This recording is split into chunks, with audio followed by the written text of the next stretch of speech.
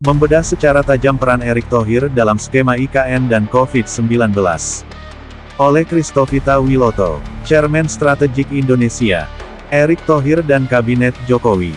Erick Thohir adalah Menteri BUMN sejak Oktober tahun 2019, figur sentral dalam Kabinet Jokowi Prabowo. Dia membawahi boom BUMN strategis yang menjadi landasan proyek IKN Ibu Kota Nusantara, dan manajemen pandemi COVID-19.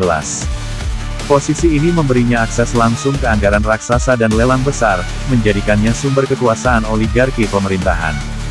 IKN Nusantara, proyek eksklusif dan peluang korupsi. 1. Potensi korupsi tinggi.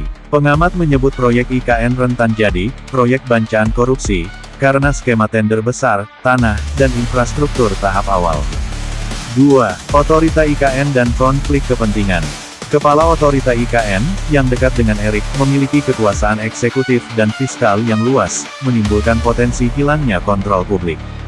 3. Mekanisme aliran dana. Tender pengadaan infrastruktur, jalan, bangunan pemerintahan, hunian ASN, dikendalikan perusahaan yang dekat dengan jaringan Erick.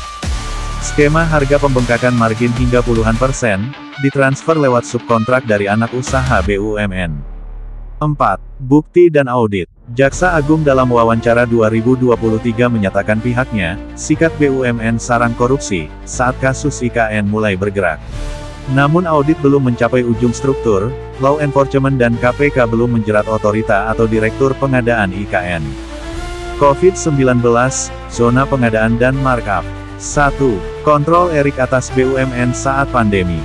Melalui BUMN, Erick mengatur pengadaan vaksin, alat kesehatan, logistik dan infrastruktur penunjang rumah sakit darurat, ambulans.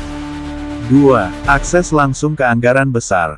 Alokasi anggaran COVID mencapai ratusan triliun, menjadi kesempatan emas bagi kelompok pengadaan. Dugaan markup besar dalam pengadaan, harga lebih tinggi 20-50%, kontrak tanpa tender terbuka pada vendor tertentu. 3. Reliansi pada jaringan procurement. Vendor favorit disebut mendapat kontrak monopolistik. Struktur subkontrak mirip skema IKN, margin pribadi dan politik. Skema modal dan jaringan kekuasaan. Hubungan simbiosis antara IKN dan COVID, Erick menyeimbangkan proyek infrastruktur IKN dengan pengadaan COVID untuk memperkuat pengaruh dan sumber dana yang berulang.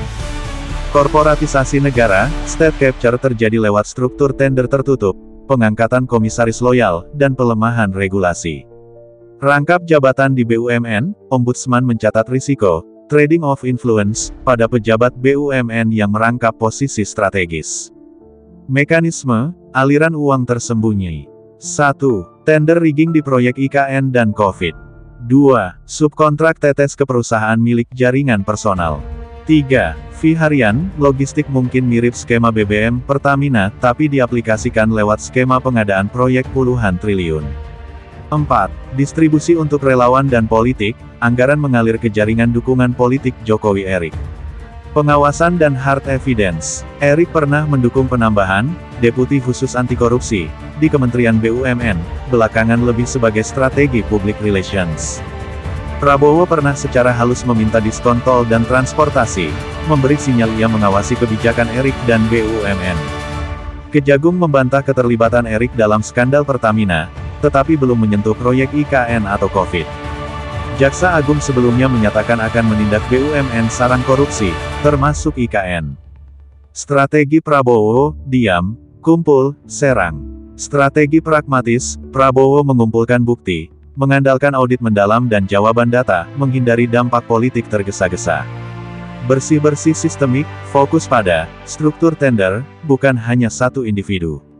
Persiapan reshuffle, bukti diperoleh, publik dididik, jaringan Erick dipetakan, setelah itu, pintu pertama akan dibuka.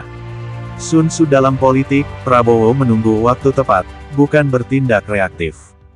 Implikasi politik dan ekonomi. IKN dan COVID sebagai ujung tombak krisis kepercayaan, jika terbukti korupsi, publik kehilangan kepercayaan terhadap proyek strategis Jokowi.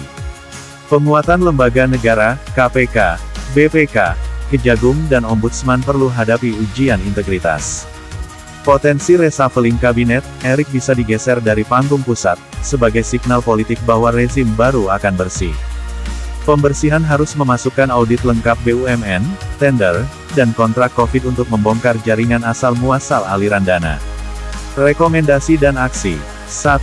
Audit lengkap oleh BPK dan KPK terhadap IKN dan pengadaan COVID. 2. Transparansi kontrak, vendor, harga pokok. 3. Dorong partisipasi publik dan LSM, terutama auditor independen. 4. Perkuat peran ombudsman dan sanksi terhadap rangkap jabatan. 5. Kerjasama antar lembaga Polri, Kejaksaan, KPK tanpa intervensi politik langsung. Kesimpulan, Erick Thohir bukan hanya pelaksana kebijakan, tapi penguasa de facto dalam penyaluran anggaran IKN dan COVID, dua proyek megapolitan kunci.